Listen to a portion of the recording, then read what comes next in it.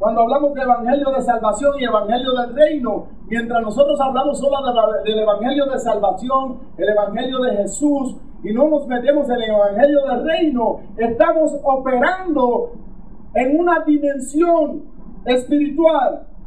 Son dimensiones espirituales distintas. Es como si un policía lo mandaran a un policía con su arma .40, lo mandaran a pelear a un lugar donde se necesitan armas de largo alcance. Cuando usted ve unidades como las de operaciones tácticas, usted no los ve con pistolas .40, usted los ve con armas de largo alcance, porque la operación que van a hacer es de mayor alcance.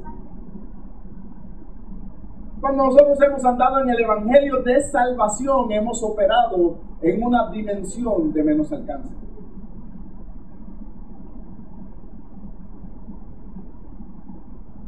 ¿Pueden comprenderlo? Por ejemplo, hay lugares, uno habla, ¿verdad?, de esa experiencia, pero hay lugares donde tú vas como recurso.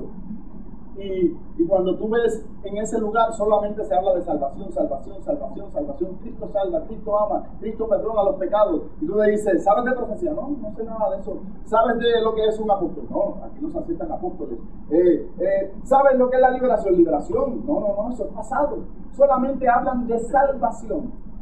Están operando en una dimensión operacional mucho más baja de aquel que habla y predica de un todo. Y tú le dices, ¿sabes de profecía? Sí. Y ¿sabes lo que es un apóstol? Tenemos establecido apóstoles. Y tienen el todo de lo que habla la palabra de Dios. Opera eso en una dimensión mayor, evangelio del reino. Las manifestaciones dentro del evangelio de salvación no van a ser iguales que las manifestaciones dentro del evangelio del reino. ¿Por qué razón? Porque en momentos Dios es sobrenatural y hace como Él quiere. Pero la mayoría de las ocasiones Dios va a operar de acuerdo a nuestra revelación. De acuerdo a tu revelación, tú vas a permitir que Dios opere. Entonces, si solamente tú es salvación, estás limitando a Dios a operar en un ámbito y un sinnúmero de cosas que contiene el evangelio del reino de Dios. Porque solamente tú estás en el evangelio del perdón de pecados. Y quizás Dios, el evangelio del reino de Dios quiere traer liberación de demonios a una persona, pero como tú solamente tú crees en salvación, pues estás operando en una dimensión mucho más baja. Evangelio versus discipulado. Mateo 28:19 dice, id y haced discípulos a todas las naciones. La palabra naciones allí es goín. En la perspectiva bíblica de la cultura de Jesús nunca existió la mentalidad de evangelismo, sino de discipulado. En ocasiones no entendemos la palabra de Jesús porque no entendemos el concepto. Jesús era un rabí, un maestro. Lo que se consideraba a Jesús, tenía la encomienda un maestro, un rabí, un rabino. Desde el Antiguo Testamento tenía una encomienda. Miren cuál era la encomienda. Eran itinerantes. Viajaban como itinerantes por todas las comarcas de Israel, por todos los municipios de Israel, sin poder recibir salario a cambio, a menos que el pueblo les supliera. No podían tener acomodo a menos que el pueblo les supliera.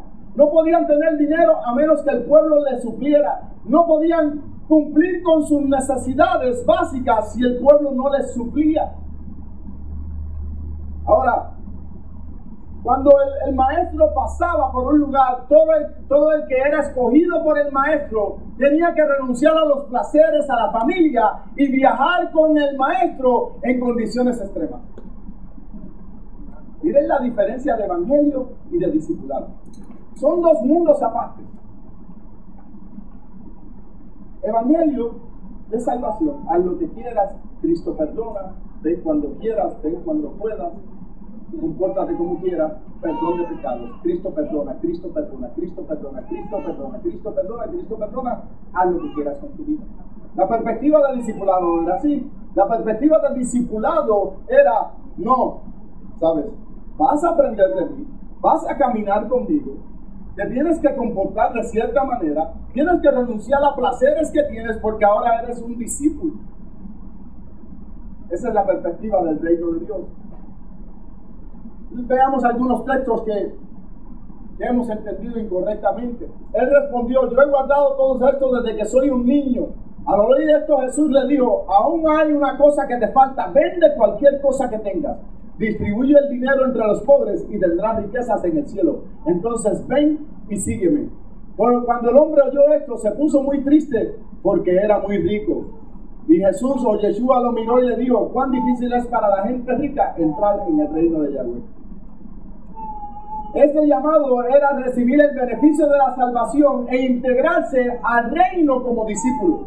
Miren cuál era el llamado: recibe el evangelio de salvación e intégrate a mi reino como discípulo, al reino de Yahweh o al reino de Dios.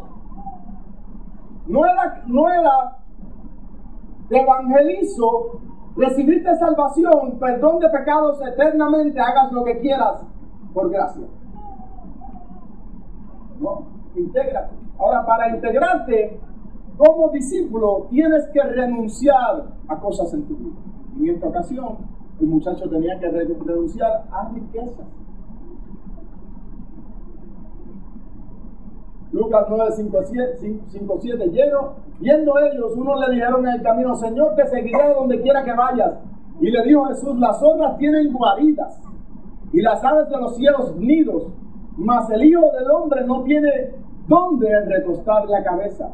¿Por qué? Porque se había hecho pobre, era Cristo pobre. No, porque un rabino, un maestro, dentro del contexto cultural del pueblo de Israel, no tenía comodidades.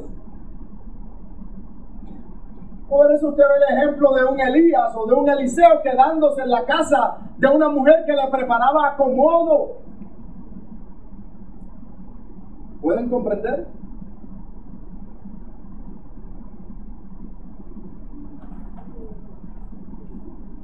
Jesús le dijo: deja que los muertos entierren a sus muertos y tú ve y anuncia el reino de Dios. Ya ese hombre tenía un llamado. ¿Cuál era el llamado que él tenía? Anunciar el reino de Dios. Por consiguiente, si era anunciador podía anunciar el reino, quería decir que había alcanzado salvación.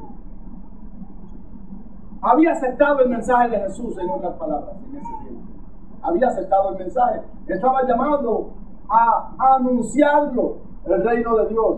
Pero necesitaba hacer algo antes de ser un anunciador del reino de Dios. ¿Qué era lo que tenía que hacer? Dejar que su familia enterrara a su padre y él seguir con el reino. A veces decimos: wow, qué difícil es eso, porque no lo entendemos. ¿Por qué razón? Porque para ese tiempo, en la cultura, habían 3 entierros. Velaban al muerto por una semana. Esperaban que la carne del muerto comenzara a descomponerse. Y creían que había salvación envuelto en ello. Había todo un ritual de casi 3 celebraciones. Jesús no lo estaba impidiendo que enterrara a su padre. Lo que le estaba diciendo, en otras palabras, es: las cosas que estás haciendo que no son bíblicas, que no son correctas, tienes que renunciar a ellas. Deja que tu familia siga enredada en ellas y tú anuncia el reino de Dios, porque tú las conoces. Tú conoces que lo que estás haciendo es incorrecto. Ven y anuncia el reino de Dios y deja que tu familia siga enredada. Eso era lo que Jesús le estaba diciendo.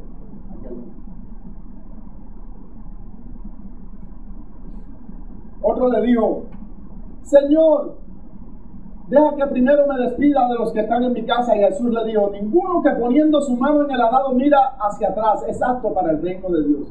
Era costumbre de la época tener liturgias. Ahora, ninguno que pone la mano en el arado es digno.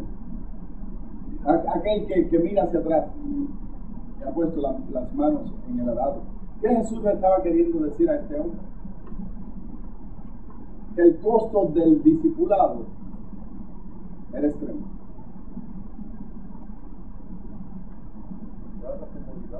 dejar las comunidades, renunciar a ellas y seguirle.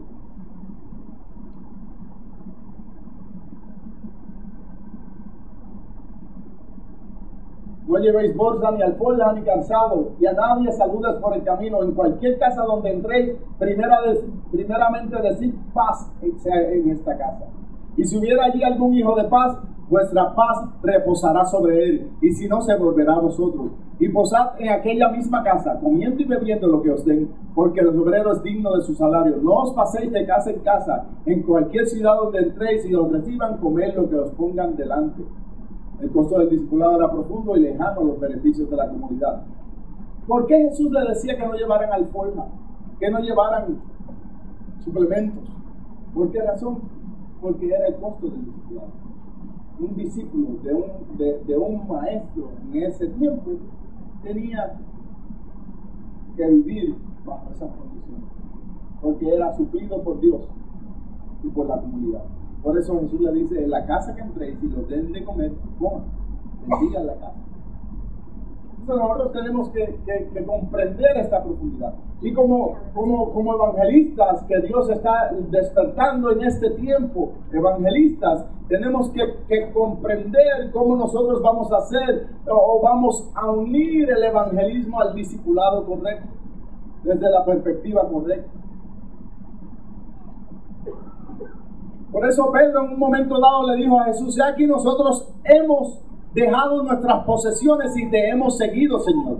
Y él le dijo: de cierto os digo que no hay nadie que haya dejado casa o padres o hermanos o mujer o hijos por el reino de Dios que no haya de recibir mucho más en este tiempo y en el siglo venidero la vida eterna. Por eso Pedro le estaba diciendo a Jesús: hemos dejado todo, somos discípulos tuyos, no estamos viviendo con comodidades. Voy a casa de mi suegra de vez en cuando, porque nos pasamos por Galilea, nos pasamos por Capernaum, nos pasamos de lado a lado, y a mi esposa la he visto de vez en cuando.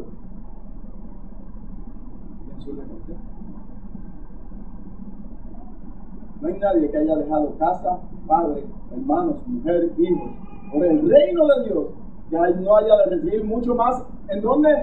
Miren la diferencia en este tiempo, y dice luego en el siglo venidero la vida eterna. ¿Por qué? Porque nos enseñaron en el evangelio de salvación que tú trabajabas para Dios y que todos los beneficios eran la salvación. Eso es incorrecto. La salvación es uno de los beneficios, el cielo es uno de los beneficios, pero en este tiempo, en tu edad, en la época donde tú estás viviendo, si tú escoges servir al reino de Dios, no al de salvación, al reino de Dios, cualquiera que deja estas cosas por el reino de Dios, son cosas distintas.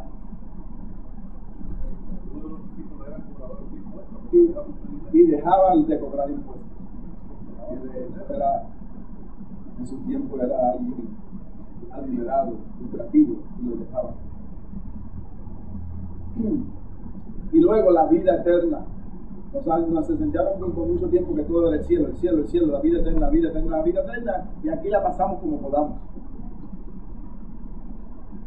Y eso nos llevó a muchos de nosotros a hacer votos de pobreza, a los cuales tenemos que renunciar.